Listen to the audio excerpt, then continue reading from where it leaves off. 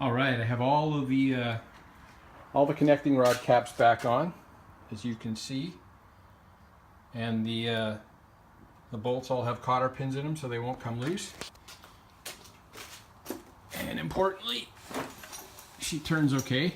Little stiff, but I think that's more due to the brand new piston rings than the actual bearings grabbing. I think they're fine. They all have 0.02 of an inch clearance on them, and they'll wear in a little bit because the Babbitt bearings on these type of cars are really soft. So as they drive, they kind of wear themselves in. So all I have to do now is replace my oil pump slash filter here. So what's really cool is I was able to go on eBay and I found a brand new filter. This is the oil filter, believe it or not. All it is a screen like you'd have on your screen door. There she is.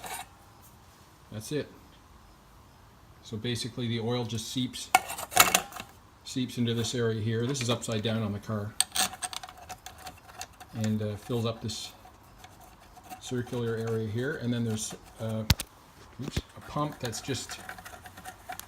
I'm going to tighten that up a bit before I put it on. But the pump is down here. It's just a series of... There's two centrifugal... or two gears in there that just push the oil centrifugally through here, through each of these, and then to the main bearings. So you see these holes here for the oil bearings. So basically the oil comes in under pressure. It goes to each connecting rod cap through a little tiny hole in the bearing. And what's cool is when it matches up with a hole in the piston rod and the bearing, it sends a squirt of oil up through the connecting rod into the piston area. So that's how you get your saturation of oil in each cylinder. And the oil is also, you can take a look around here. The oil is also put through pressure. There's a connecting hose, I don't know if you can see it, right there. Oops, that copper connecting line there.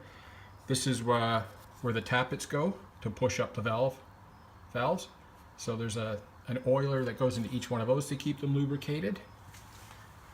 And there's also, at the front here, there's an oil connection for the timing chain.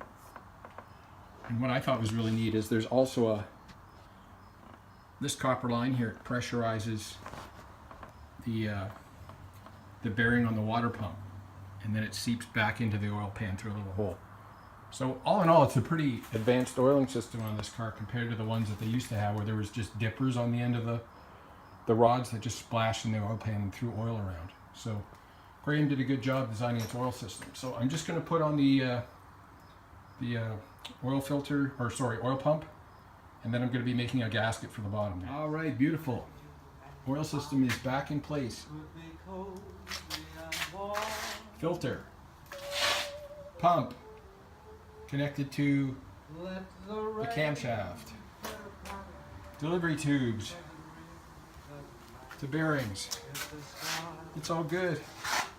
All right, the oil system's back in place. Looks great. Now I just have to fabricate a gasket for my beautiful oil pan cover. All right, there's my nicely repainted oil pan. And what I'm going to do now is take my gasket material here and just make a new gasket for this. So all you have to do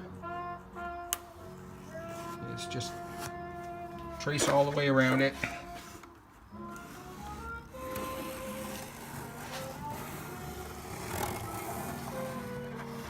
Oops.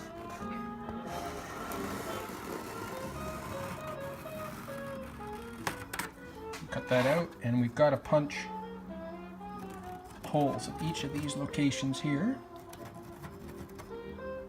And there's a lot. That's the only way to keep it from leaking, is to put a lot of bolts in there. So I'll keep working on this. I'll cut it all out. We'll see if it fits. So I got the outer diameter of the oil pan gasket cut. And now what I do is I just lay it over top here, put the bolts in to hold it in place. And then all you have to do just take a hammer and you can find the perimeter, the inner line. See that? If you tap on that, it'll give you the exact shape of the inner lip. And then all I have to do is cut that off and you're good to go. All right, gasket cut out. And I would say that's going to be a darn good fit. So you just have to put the oil pan back on. Okay, well, I wasn't planning on doing it, but I did end up putting a little bit of gasket maker around the perimeter of this because I feel like at these corners, you can see where the metal's folded. It's pretty bumpy, so I was afraid the gasket was going to leak, so I did put a little of this stuff on and a little on the head, so or a little on the engine. I'm going to sandwich it between those and hopefully it won't leak at all. Well, I think that's it on the engine for today. It's looking good. Oil pan's back on.